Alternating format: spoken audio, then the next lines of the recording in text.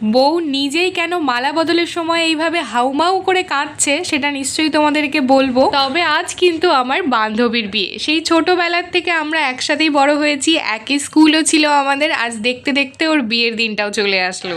আমি এখানে মায়ের শাড়িটা পরেছিলাম, প্রথম দিকে ভাবছিলাম খুব হালকা কালার জন্য হয়তো আমায় মানাবে না, তারপরে আমার নিজের মনে হয়েছে যে ঠিকঠাকই লাগছিল। আর বৌদিকেও সাজিয়ে দিয়েছি এইখানে।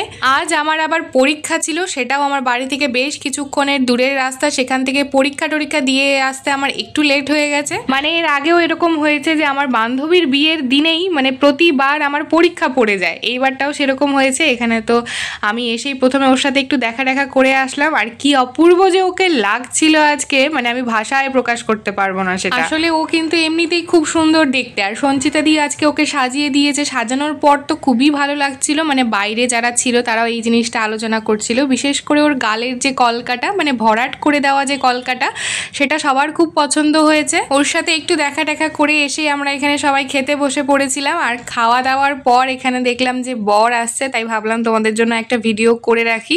তোমরা শুধুমাত্র বউকে কেন দেখবে, বউয়ের বরকেও দেখো।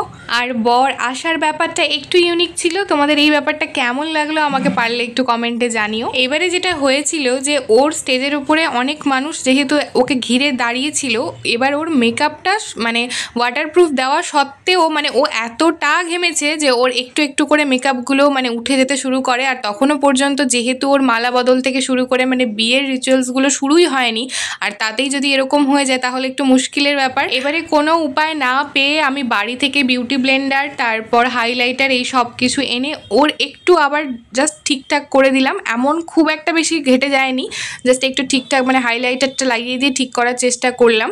আর যেহেতু আমার বাড়ি কাছেই ছিল, ফলত আমি বাড়ি থেকে গিয়ে নিয়ে এসে এই কাজগুলো করে দিতে পেরেছি। আর দূরে হলে নিশ্চয়ই পারতাম না। যাই হোক, বাকিটা তো পরবর্তীতে সঞ্চিতা দিয়ে এসেই ঠিকঠাক করে দিয়েছে, তারপরে আর কোনো রকম কোনো সমস্যা হয়নি, সব তারপরে ঠিকই ছিল। এবারে তো মালা বদলের পালা ছিল, আর তার আগের থেকে ও প্যানিক করা শুরু করে। যেহেতু ও একটু হেলদি, ওর খালি মনে হচ্ছিল যে ওকে মনে হয় সবাই মানে ফেলে দেবে, ওকে উঠাতে পারবে না, এরকম টাইপের কিছু একটা ব্যাপার ওর মধ্যে সব সময় কাজ করছে। ফলত মানে সেটা ওর প্যানিকটা ওর মুখে একদম মানে ফুটে উঠেছে, ও প্রচণ্ড ভয় পাচ্ছে।